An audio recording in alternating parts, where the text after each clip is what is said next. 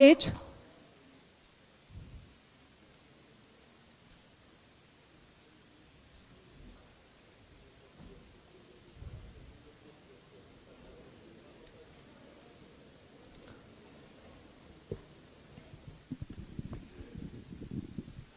नमस्कार सभी को। नमस्कार। आज हमारे साथ हैं त्रिपुरा के पूर्व मुख्यमंत्री, राज्यसभा सांसद और हरियाणा भाजपा के प्रभारी विप्लव देव जी। आपका स्वागत है। धन्यवाद। विप्लव जी, आप इतने आकर्षक व्यक्तित्व के धनी हैं, कभी फिल्मों में जाने का ख्याल नहीं आया? मुझे लगता नहीं अभी फिल्म में जाना चाहिए। मैं शादीशुदा हूँ, मेरे एक दो बच्चे हैं। और आप ये बोलेंगे जो फिल्म जगत में है उनका कि बच्चे नहीं है, परिवार नहीं है, वो पहले चले जाते हैं। हाँ, ऐसे कुछ लोग हैं शादीशुदा होने के बाद भी गए हैं, किंतु आज मैं जिस जगह में पहुंचा हूं तो मुझे लगता नहीं मुझे उस जगह में जानी चाहिए। जी जी, आप काफ़ी प्रभारी के तौर पे सक्रिय हैं, लोगों से मेल मुलाकात कर रहे हैं। एक अक्सर भाजपा के कुछ कार्यकर्ताओं का ये रहता है कि सरकार में सुनवाई कम है या अफसर उनकी बात नहीं सुनते, तो ये समस्या क्यों है और इसका समाधान क्या है? देखिए, इसका समाधान तो है, दोनों तरफ से है। सरकार के जो ऑफिसर है उसके तरफ से भी है, मेरे कार्यकर्ता की तरफ से है। दोनों तरफ से प्रयास होनी चाहिए। एक तरफ से प्रयास में कोई समाधान नहीं होते, दोनों तरफ से होती है।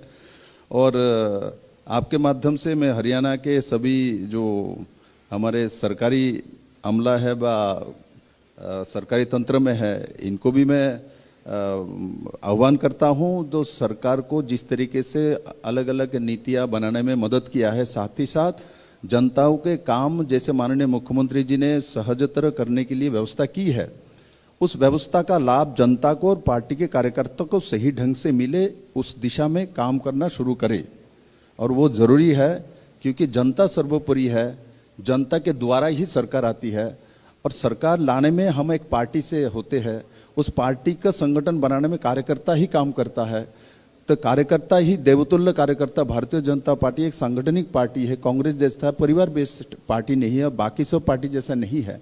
इसलिए हमारे कार्यकर्ता और हमारे संगठन के लोगों के बात सुनना ये सरकारी तंत्रों का आवश्यक है और करना ही पड़ेगा। जी, मुझे जानकारी है, ऐसा ही आपने समालखा में भी अभी वो आपका शक्तिपीठ प्रमुखों का एक कार्यक्रम था, तो वहाँ पे भी ये आपने कहा कि हमारी सरकार है और अफसरों को, हमारे वर्करों की सुननी पड़ेगी, और इस पे काफ़ी हॉल में तालियां भी बजी।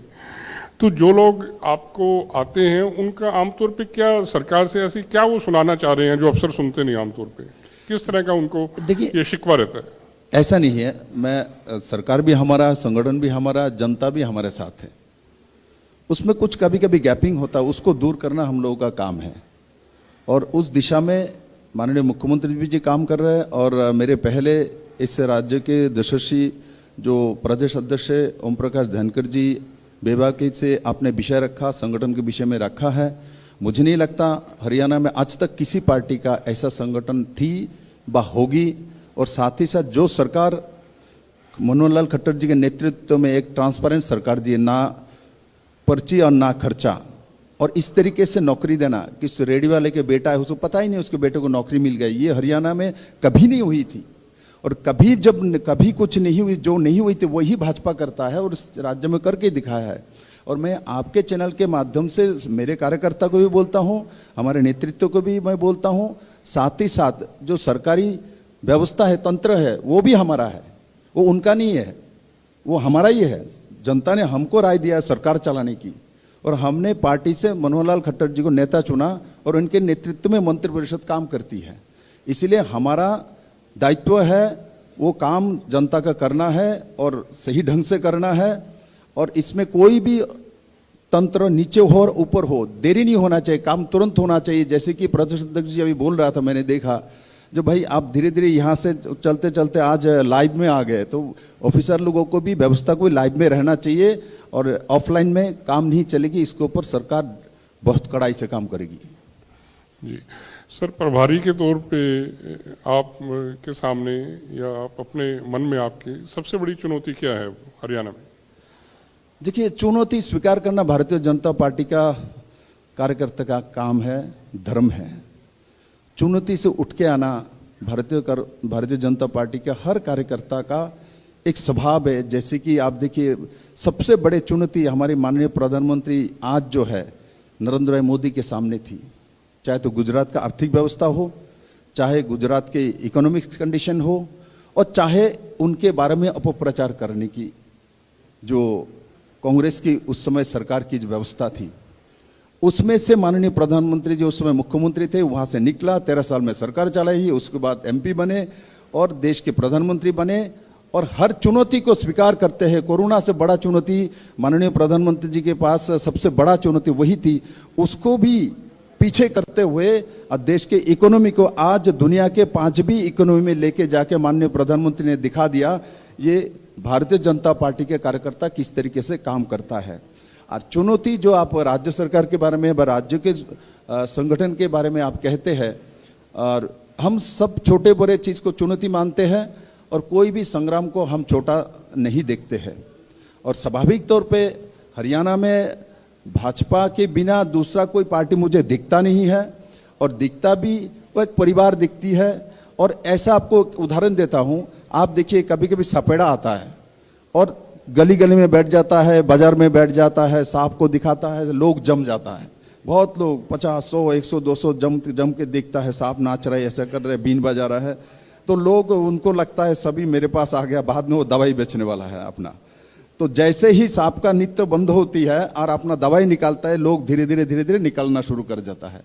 हरियाणा में भी कांग्रेस और बाकी सब दल वही करता है, जब नाचता है सब लोग देखता है, जैसे ही अपने विषय रखता है वे कांग्रेस का सत्ता और सरकार के बारे में बात करता है, तो हरियाणा के जनता भाग के मोदी जी के पास चला जाता है। वो 2019 के निर्वाचन में भी देखी और विधानसभा में देखी, दोनों सत्ता हमारे पास आई है। विप्लव जी, आप गठबंधन में हैं, सरकार चला रहे हैं जजपा के साथ, बीच बीच में कई तरह की बयानबाजी होती रहती है दोनों तरफ से। तो मेरा सवाल ये है कि जो जजपा के साथ जो गठबंधन है भाजपा का, वो कितना लंबे समय के लिए है? क्या आने वाले जो विधानसभा और लोकसभा के चुनाव हैं उसमें भी ये गठबंधन रहेगा? देखिए, मैं ज्योतिषी तो नहीं हूँ, मैं कह नहीं सकता हूँ कितना तक चलेगी।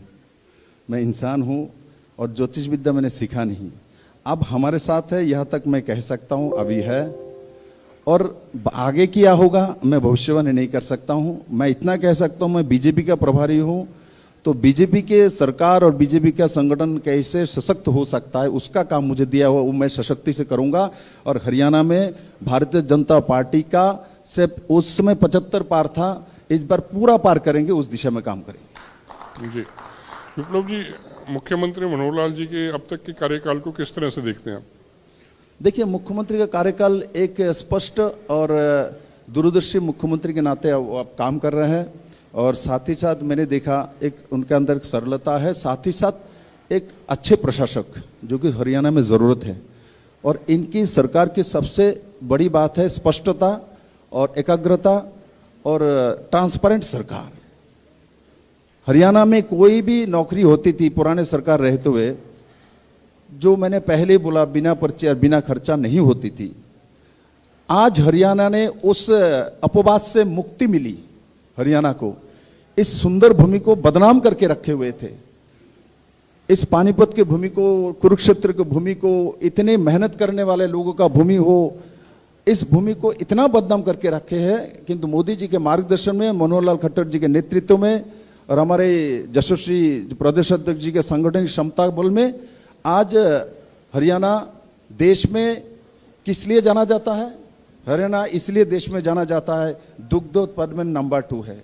हरियाणा इसलिए जाना जाता है, जो कांग्रेस के समय 2014 तक जो कि पर कैपिटा इनकम 1,35,000 होती थी, 2 साल कोविड के जाने के बावजूद भी अभी लगभग 3 लाख रुपया पर कैपिटा इनकम इसलिए जानी जाती है।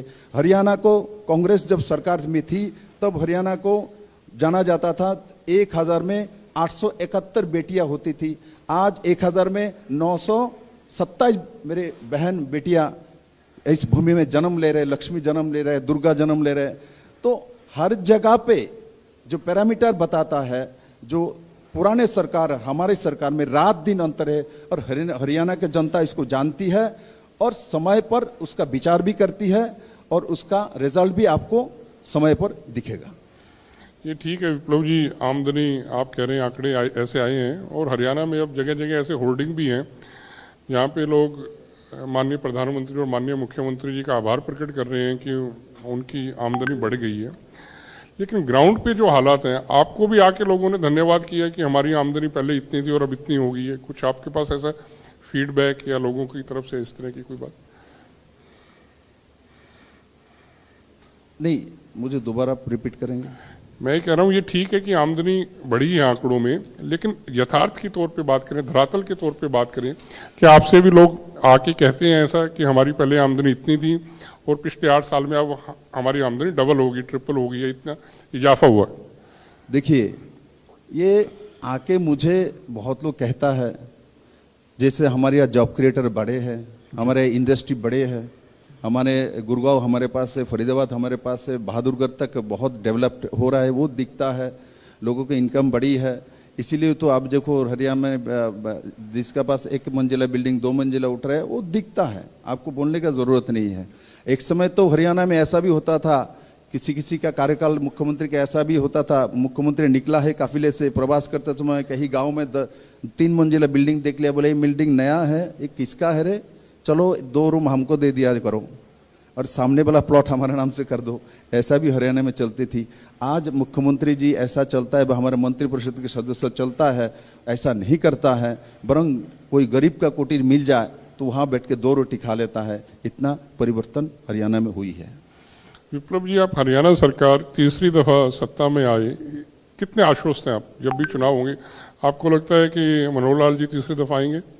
देखिए, मैं ओवर कॉन्फिडेंट नहीं रहता हूं, किंतु कॉन्फिडेंट रहता हूं। इसलिए रहता हूं क्योंकि हमारे पास इतना कुछ होने के बाद मैं कैसे मैंने मेरा विश्वास कैसे खो सकता है? मेरे सामने भी जो बैठे हैं हमारे ही मंत्री बैठे हैं, मेरा ही प्रदेश अध्यक्ष बैठे हैं, मेरे ही संगठन के लोग बैठे हुए हैं। तो हर जगह पे भारतीय जनता पार्टी के कार्यकर्ता हर सेक्टर में पहुंचा हुआ है। मैं संगठनिक दृष्टि से देखूं तो कांग्रेस का तो कार्यकारिणी भी नहीं बन पाया, मंडल और शक्ति केंद्रों, डिस्ट्रिक्ट, ये सब तो कल्पना ही नहीं कर सकता है। जो मैंने आपको पहले ही बोला, कांग्रेस के जो न्यूसेंस वैल्यू तैयार करके धरने और ये सब रचना करके अपने आप को जिंदा रखना चाहता है। इनके पास जिंदा रखने के लिए भी ऑक्सीजन उधार के रखना पड़ता है। हम ऑक्सीजन प्लांट लगा के बैठे हैं, दूसरों को देने वाले हैं, हम देते हैं और वो लोग ऑक्सीजन उधार करके लाता है। आज पूरे देश में, सिर्फ हरियाणा में नहीं, पूरे देश में कांग्रेस ऑक्सीजन में, वेंटिलेटर में चल रहा है। तो इस स्थिति में हरियाणा के लोग जानते हैं, हरियाणा के लोग शक्तिशाली है, हरियाणा के लोग प्रभावशाली है, हरियाणा के लोग बुद्धिमान है। हरियाणा के लोग जहां शक्ति है उसके साथ रहता है। मोदी के पास शक्ति है, भक्ति है और देशमातृका का प्रति उनका निष्ठा है। वो कांग्रेस के पास, बाकी दलों के पास नहीं है। इसलिए हरियाणा के पास जो भी शक्ति होता है, मैंने देखा लोकसभा इलेक्शन में 2019 में भी 10 के 10 जात पात पंथ सबको परास्त करके जो लोग इस राजनीति करता है उसके बाहर जाके मेरे हरियाणा के लोगों ने दिखा दिया, मोदी है तो मुमकिन है। सर, हमारे पास समय का अभाव है, एक आखिरी सवाल, आप भाजपा का मुकाबला कौन सी राजनीतिक पार्टी से मानते हैं? कांग्रेस भी है, आम आदमी पार्टी भी कह रही है हम हरियाणा में सरकार बनाने जा रहे हैं, तो आपके ख्याल से आपका मुकाबला किससे है? देखिए, लास्ट में जिनका नाम लिया है तो इनका तो क्या क्या दिल्ली में चल रहा है आपके पास, वो पहले उससे लिपटरा कर ले, अपने परिवार को संभाल ले, उसके बाद हरियाणा के विषय चिंता करो तो अच्छा है। बाकी यहाँ हरियाणा में जो भी रीजनल पार्टी है वो इनका अस्तित्व कितना है आप भली भांति जानते हैं। और मैंने आपको एक ही शब्द बोला, हरियाणा शक्ति के साथ रहता है, भक्ति के साथ रहता है, राष्ट्रभक्ति के साथ रहता है। इन सभी पार्टी के पास परिवारवाद के बिना कुछ नहीं है, जो कि हरियाणा लोगों का जो स्वभाव है उस स्वभाव से भारतीय जनता पार्टी के पास है। इसलिए अपने आप ये ऑटोमेटिकली भाजपा के तरफ जाती है, ये मेरा विश्वास है। और वही होने वाला है 2024 में, लोकसभा में हो और राज्य की विधानसभा इलेक्शन हो, दोनों में हरियाणा के लोग उसी दिशा में अपना विश्वास जाहिर करेंगे। मेरा पूर्ण विश्वास है। शुक्रिया आपका विपुल जी, धन्यवाद। बहुत बहुत शुक्रिया बिप्लब देव जी। आज इंडिया न्यूज़ हरियाणा